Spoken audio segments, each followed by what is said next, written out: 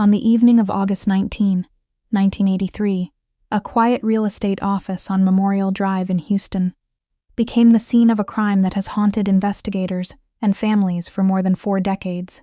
Inside Shumate and Company Realtors, 3 women were attacked, robbed, and shot. 2 were dead before police arrived. The 3rd was rushed to hospital, but she would not survive. There were no obvious answers, no confirmed killer, and no satisfying explanation for why these women were targeted. What happened inside that office remains one of Houston's most troubling unsolved mysteries. Before we carry on with the story, remember to comment, like, share, and subscribe so you don't miss future episodes of the Calendar of Crime. Your support helps keep these cases visible and gives forgotten victims the attention they deserve. The victims were Elizabeth Shumate, JoAnn Brown, and Frances Ivey. Shumate was the president of the company. Brown and Ivey worked in the office, a small real estate business serving the West Houston area. They were not strangers to the building or to one another. It was a place associated with property listings, telephone calls, appointments, and ordinary working lives. Not with violence. The timing added an unsettling layer to the case. Houston was still recovering from Hurricane Alicia, which had struck the Texas coast the day before. The storm had disrupted daily life, damaged property, and drawn attention across the region. On August 19th, as the city tried to return to normal, the women were working near the end of the business day. Investigators later planned the attack at approximately 5:30 in the afternoon. Close to closing time, at some point, the attackers entered the office. According to the accounts that followed, the women were robbed of jewelry and then shot. Elizabeth Shumate's hands were reportedly tied behind her back with a new-looking white cord. Investigators also reported that the victims were found in the front reception or lobby area, suggesting that the violence happened in a place where a visitor could have entered without immediately attracting attention. The crime was discovered when a temporary office employee arrived and found the women on the floor. Shumate and Brown were already dead. Frances Ivey was still alive, and she was taken to Herman Hospital. Despite medical treatment, Ivey later died from her injuries. In a matter of minutes, a small office had become the scene of 3 connected killings, and the families of 3 women were left waiting for answers that never came. Some of the details made the robbery explanation difficult to accept at face value. Jewelry was taken, but reports also said that some items had been hidden beneath chairs and inside trash cans.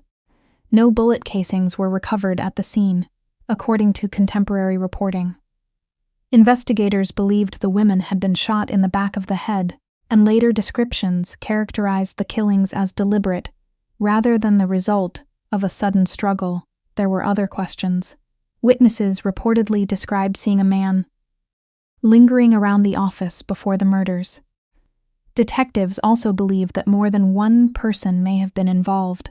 One investigative theory held that there could have been 2 killers, possibly including a woman. Evidence was also said to suggest that at least 2 different types of weapons may have been used. These were investigative theories, not courtroom conclusions, and no suspect was publicly established as the killer. The robbery motive never fully explained the scene. If the purpose was simply to steal jewelry, why bind one victim? Why use such extreme violence? Why were some items reportedly hidden rather than taken? And if the attack was planned, how did the perpetrators enter, control 3 women, and leave without leaving behind a clear trail?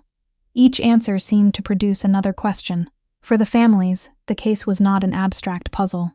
Elizabeth Shumate, JoAnn Brown, and Frances Ivey were mothers, relatives, colleagues, and friends.